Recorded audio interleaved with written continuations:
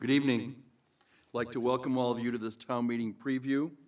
It is being held live on Monday, November 20th at 7 p.m. We are in the Great Hall of the Plymouth Town Hall, and this preview is an opportunity to have an overview of the articles and motions that are coming before us at the special town meeting called by the Board of Selectmen, scheduled for Wednesday, December 6th at 7 p.m. at Plymouth North High School. This evening, I am joined by a panel that includes the Chair of the Board of Selectmen, Kenneth Tavares, to my right, and also the Town Manager, Melissa Arrighi, and Gary Costin, the Business Manager for the Plymouth Public Schools. To my left, Kevin Canty, Vice Chair of the Advisory and Finance Committee, and Nicole Manfredi, who will be serving as Assistant Moderator. When we begin this special town meeting, following the opening ceremonies, we have at least one town meeting member to be sworn in, along with Ms. Manfredi, and we will be having town council at town meeting, and that will be Mark Rich. Kenneth Tavares will be serving on behalf of the Board of Selectmen, and Harry Salerno will be serving as the Chair of the Advisory and Finance Committee. At our last town meeting, we had the benefit of electronic voting, and we will once again be voting electronically. You, as town meeting members, will all be provided with clickers, and you're reminded that if your clicker does not work, we ask that you rise immediately upon the conclusion of the vote and identify yourself by name and precinct, and state the manner in which you wish to cast your vote. When the record of the electronic vote is shown on the screen immediately following the voting, we also ask that town meeting members review your vote, and if the vote is incorrect, please rise immediately on a point of order and notify the moderator that your vote was incorrectly recorded. Now, electronic voting has increased the accountability of voting by town meeting members, but it's not perfect. Issues may arise due to operator error or mechanical malfunction, and it is the individual responsibility of each and every town meeting member to assure that your vote is correctly recorded.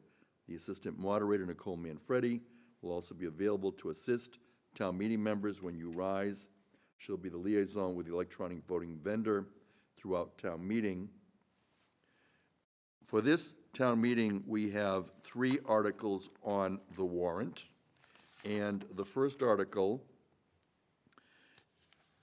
has a motion from the Advisory and Finance Committee, and it is that Mr. Salerno moves the town vote to appropriate the sum of $15,950,000 to pay costs of the Water Street Promenade Northern Section Project, so-called, including but not limited to planning and design, roadway improvements, street lighting, stormwater management, drainage, promenades and plazas, protective railings, walls, seawalls, slope alterations, pile foundations, boardwalk and overlooks, intertidal plant and beach restoration, police details, construction phase services, and special amenities such as kiosks, graphic panels, pavilions, and sculptures, and for the payment of all the costs incidental or related thereto, and that no funds appropriated hereunder shall be expended until the town shall have been allocated or received gifts or grants totaling no less than $3,190,000, 20% of the amount appropriated, and that to meet this authorization, the treasurer, with the approval of the selectmen, is authorized to borrow said amount under and pursuant to Chapter 44 of the general laws or pursuant to any other enabling authority, and to issue bonds or notes of the town, therefore, and that the Board of Selectmen is authorized to contract for and expend any federal or state aid or any other aid, including aid from the Plymouth Legacy Initiative, so-called, that may be available for the project, provided, however, that the amount authorized to be borrowed shall be reduced by the amount of gift and grant payments received by the town prior to the issuance of the bonds. Any premium received by the town upon the sale of any bonds or notes approved by this vote, less any premium applied to the payment of the cost of issuance of such bonds and notes, may be applied to the payment of cost approved by this vote in accordance with Chapter 44, Section 20 of the general laws, thereby reducing the amount authorized to be paid or to be borrowed to pay such costs by a like amount. This will be a 2/3 vote on the main motion and a roll call vote. If we have motions to amend, there'll be a majority vote. Kevin Canty on behalf of the Advisory and Finance Committee. Thank you. The Advisory and Finance Committee, in a vote of 8 to 4 to 0, recommends town meeting approve this article. This article represents the final link in the chain of waterfront improvements, this particular portion of which spans from Pilgrim State Park to the T-Wharf. Since fall town meeting, the total project cost was reduced by $950,000, bringing the original total of $16.9 million down to $15.95 million. That is a reduction of over 5.6%.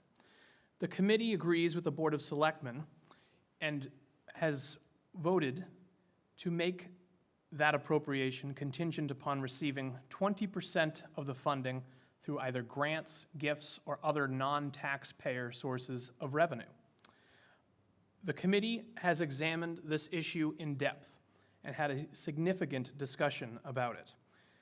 A significant portion of that discussion involved the necessary remedial work involved, which is estimated to total at least $8.525 million in 2017 dollars.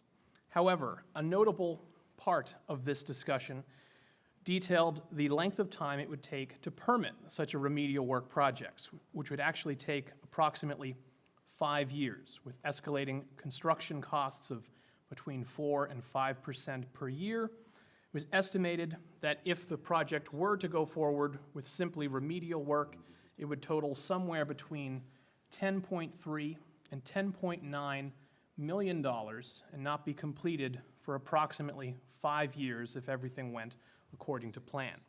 Additionally, if it were to be reconsidered, due to Chapter 91 regulations and requirements, additional parking spots could be lost in the downtown area. While the current project involves the loss of 17 spots, that loss is less than the state wanted under Chapter 91 and less than the town may be looking at if the project had to start over from the beginning. The full promenade project proposed in this article would bring many enhancements to the waterfront and increase the economic development potential in that area. Additionally, the town has already secured a $1.7 million MassWorks grant to help offset some of the costs of this project.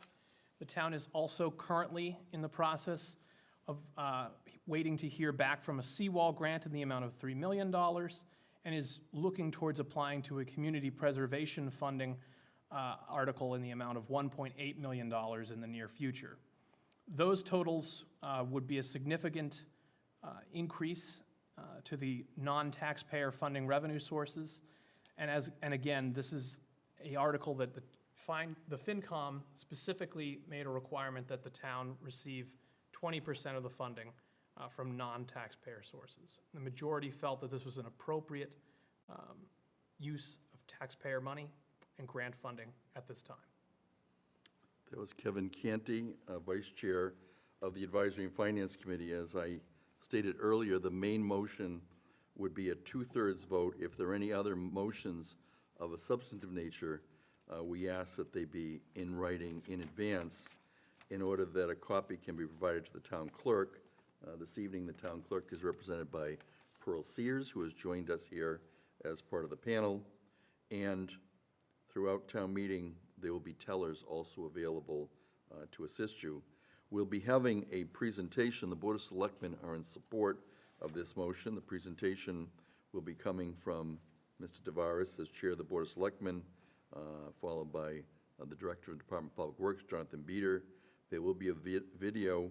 We also expect to hear in answering questions from representatives from Beta, and also David Gould is available to answer questions. Any further comments on the presentation, Mr. Tavares or Melissa Origi? None at this time. We will be having a presentation. Earlier today, I did receive feedback from bond counsel through the Advisory and Finance Committee because some town meeting members have requested that we divide the question. However, at this point, there is nothing to divide in the main motion. There are not separate parts of the main motion, so dividing the question would not be appropriate. If, however, someone wishes to make a motion to amend, I would ask that I be notified in advance and I receive a copy in writing, because even a motion such as reducing the amount to borrow, in this case, may require a review of bond counsel. At times in the past, we've accepted motions to amend, such as reducing a line item in the budget at the annual town meeting in April. And even if I don't receive that in advance, it's fairly easy to craft appropriate language for such a motion.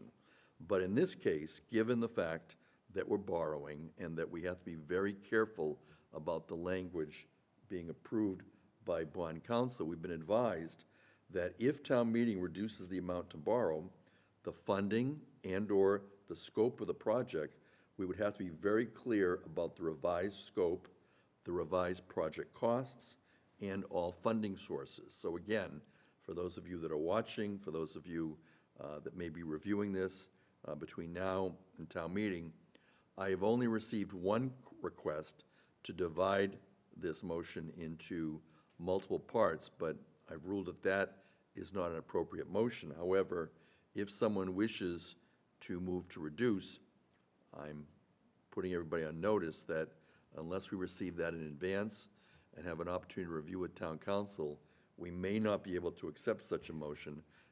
Bond counsel will not be present at town meeting. Town council will be present, but because of the borrowing, we would certainly want approval from bond counsel. It is also possible throughout town meeting, certainly to make procedural motions. For example, if there are any motions to amend, they would normally be by voice vote. However, if town meeting wishes to have them by roll call, it would be possible to move for roll call vote. Also, can move to close debate on any motion by requesting that we close debate, and then that also requires a 2/3 vote. Are there any other questions or comments or requests for information under Article 1A, which is coming before town meeting? If not, we'll move to Article 2. And for Article 2, Mr. Salerno moves that the town authorize the Board of Selectmen to acquire by gift, purchase, or eminent domain, and upon such terms and conditions as deems appropriate, such temporary and permanent easements for highway, utility, and other purposes in lands along Aubrey Street as are needed to carry out the proposed reconstruction improvement of said Aubrey Street, the project, in the locations more or less shown on the right-of-way plan prepared for such project, which plan has been placed on file with the town clerk. Transfer from the school department for school purposes to the Board of Selectmen for general municipal purposes, and to the school department for school purposes, the care, custody, and control of such portion of Assessor's Map 27, lots 51 and 54 along Aubrey Street, Plymouth North High School, as is needed to carry out the project in the locations more or less depicted on the plan. And 3, authorize the Board of Selectmen to petition the general court pursuant to the Home Rule Amendment of the Massachusetts Constitution to enact legislation authorizing and directing the Division of Capital Asset Management and Maintenance and/or other appropriate agency of the Commonwealth to convey to the town of Plymouth such perpetual and temporary easements for highway, utility, and other purposes in the Commonwealth's land abutting Aubrey Street as are needed to carry out the project in the locations more or less depicted on the plan, and further to seek such approval of the general court as may be required, which may include approval under Article 97 of the amendments to the Massachusetts Constitution to acquire, release, and convey such interests in land as are needed to carry out the project in the locations more or less depicted on the plan concerning that land on Aubrey Street owned by the inhabitants of the County of Plymouth, known as Assessor's Map 26, Lot 44-5, and subject in part to a conservation restriction held by the town of Plymouth and recorded with the Plymouth County Registry of Deeds in Book 36713, page 87, notwithstanding the provisions of any applicable general or special law, including but not limited to General Laws, Chapter 30B, Section 16, and Chapter 44B, provided that the general court may vary the form and substance of the requested legislation within the scope of the general public objectives of this petition, and to authorize the Board of Selectmen to execute any documents or instruments necessary to effect the purposes of this article. It's a 2/3 vote. A roll call is not required. And Mr. Canty. Thank you. The Advisory and Finance Committee, in a unanimous vote, with 12 members voting in favor and no abstentions, recommends town meeting approve this article. Approval of this article will allow the town to finalize the easement process required for the Obery Street project. Specifically, this article authorizes the town to obtain the necessary easements by eminent domain, to petition the state for easements to property it owns along Obery Street, and to transfer 2 parcels from the care and custody of the school department to the Board of Selectmen. The project is being funded and overseen by Mass Department of Transportation and involves no new expense of any kind to the taxpayer, and has already gone through the hearing and public approval process. The project will make travel in this area along Obery Street and South Street safer and easier for cars, buses, emergency vehicles, bicyclists, and pedestrians. The intersection of Obery Street and South Street will be improved by alleviating the existing traffic backups with 2 left turn lanes and a right turn lane from Obery onto South Streets. There will also be a second lane added, so those wishing to turn left on Obery from South Street will have a dedicated lane, and those wishing to proceed straight onto South Street may do so in their own dedicated lane. The project will also add 2 roundabouts to Obery Street, one at the intersection of the County Courthouse and Registry of Deeds, and one at the intersection of Plymouth North High School and Beth Israel Deaconess Medical Center. Roundabouts, which are not to be confused with rotaries, are traffic calming features. With approximately 70 high school students now permitted to park in the county lot across the street of Obery Street from the high school, pedestrian safety is of the utmost concern. Roundabouts provide superior pedestrian safety because travel speeds are slow, usually less than 20 miles per hour, and pedestrians cross only one particular lane of travel at any given time, with pedestrian refuges in the middle. Roundabouts also reduce the number and severity of motor vehicle crashes. The professional traffic operations engineer involved in this project for the last 10 years says that the roundabouts designed for Obery Street are the safer and most efficient design solution for these intersections. If the town does not approve this project, then it would have to put traffic signals in place at both intersections at the expense of the town and therefore the taxpayer. If the town later seeks to improve the intersection of Obery Street and South Street, it would also be at the expense of the town. Thank you.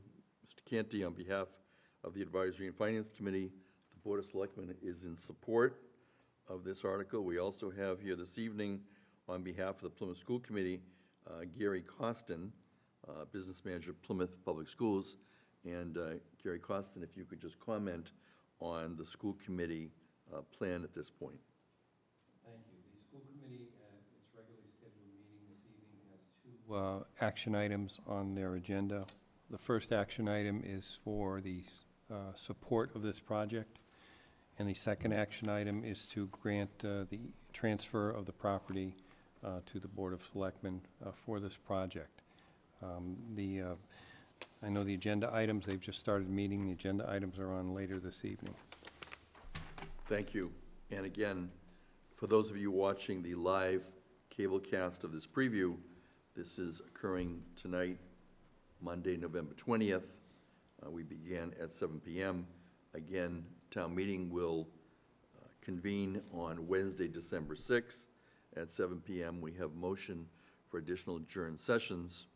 We'd like to remind town meeting members it is also possible to move to reconsider an article until such time as we dissolve town meeting. For this particular article, Article 2, we expect to be hearing from Charles Kilmer from the Old Colony Planning Council, and we also anticipate that we will hear from a representative from the Plymouth School Committee in connection with the action that they take this evening. Are there any further questions or comments regarding Article 2 that's coming before the special town meeting? If not, we would then, in our normal course, continue with Article 3. Article 3 is contained in the warrant. It is a petitioned article by J. Randolph Parker and others, and it's to see if the town will vote to amend the town bylaw by including Chapter 115, Municipal Facilities, Section 115-1, Town Hall hours. Town Hall must be open at a minimum Monday through Friday from about 8 a.m. until about 5 p.m., except the day after Thanksgiving and holidays declared by the Commonwealth of Massachusetts or the United States of America, or take any other action relative thereto. I'd like to inform those who are watching the preview that I have spoken with the petitioner, Mr. Parker, and I've also met with him because the petition was in proper form to be included in the warrant. However, our town charter gives the authority over the use of buildings to be the responsibility of the town manager. And after reading the charter and also reviewing my interpretation with town council, I've determined that it is outside the scope and authority of our Plymouth town meeting to be acting on such an article. And therefore, despite any discussion that's occurred at any board, including the Advisory and Finance Committee, town meeting is not capable of acting upon this article due to the requirements of our town charter. There will therefore not be any motion under this particular Article 3. And again, I reviewed this with Mr. Parker, and I would say to the other people who signed the petition, certainly it would be possible to take other action, including but not limited to forwarding comments to the town manager as to any concerns that you might have regarding the hours of operation for the town hall. At this time in the town meeting, again, we can consider any other matters that may come before town meeting in connection with the articles that are before them on the warrant, again, Articles 1 and 2. If there's no further action, we would then entertain a motion to dissolve, and once that is approved by town meeting, there'd be no further action. We're going to be governed by town meeting time, which is our parliamentary handbook, and as you heard in the discussion on the last article, we're also governed by our town charter and our bylaws that are available to review prior to town meeting on the website, Town Meeting Time. There has copies also available at the Plymouth Library. If there are no further questions or comments, I'd like to thank the members of the panel. I'd like to thank Pearl Sears for being here on behalf of the Office of Town Clerk, and thank Nicole Manfredi, who will be with us at town meeting as assistant moderator, Kevin Canty and the entire Advisory and Finance Committee for their hard work in preparation for town meeting, with Carrie Gillette, their secretary. I'd like to thank Ken Tavares and the Board of Selectmen for their work in preparation of the warrant and in preparation for town meeting. They are joined by the town manager, Melissa Arrighi, and we'd like to thank the school department and Gary Costin, the business manager, for joining us this evening. Again, town meeting is scheduled for Wednesday, December 6th at 7 p.m. at Plymouth North High School, and thank you for joining us. Good evening.